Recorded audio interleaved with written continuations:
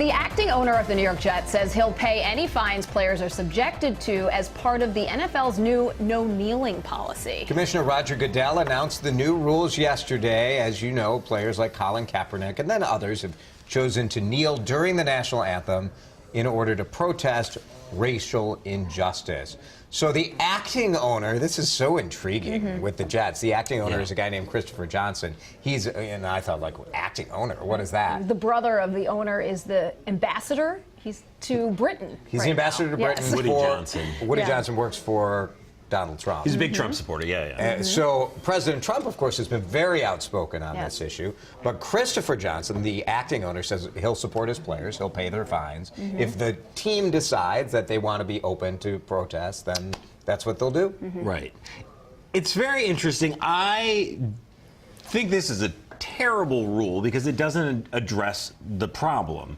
It doesn't even consult the players on this larger conversation on the social injustice that they're addressing by kneeling. It says, if you don't agree with us, go stay in the locker room. And I think that falls short of doing anything other than maybe making advertisers happy. It sure does, because the NFL knew they wanted to get this issue out of the spotlight, out of the headlines. And so ultimately this for them is a compromise. What they're saying is, okay, we're not going to have kneeling out on the sidelines, but if you feel as though you want to protest, you can do it. We'll just fine you, or you have to go into the locker room. So you're right. It doesn't really address the issue, but that's kind of the point of what they wanted to do, because their whole idea was we don't want to talk about this issue I don't know if this makes it go away, though. I think that what you'll be doing now is you'll be looking on the sidelines saying, okay, who's not there? In the locker room. Who's in the locker room? And this keeps this conversation going. What they could have done, maybe what they should have done, is have a conversation with the players and say, okay, we want you guys to stand up for the anthem.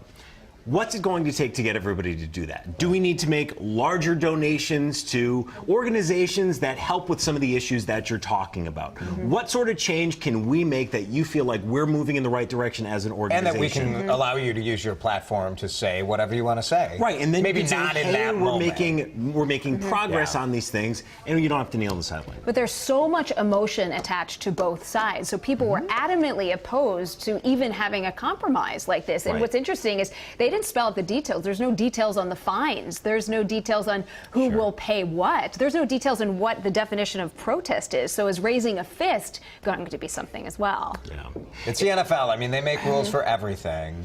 Most Americans, I think, want to see people stand for the anthem. It's I think people don't connect this as a protest thing, even though I believe the players are genuine. But I think most people feel like it's the anthem. You should stand and show respect, and then, you know. Well, those people get what they want. They get, at least for now, they do, yeah.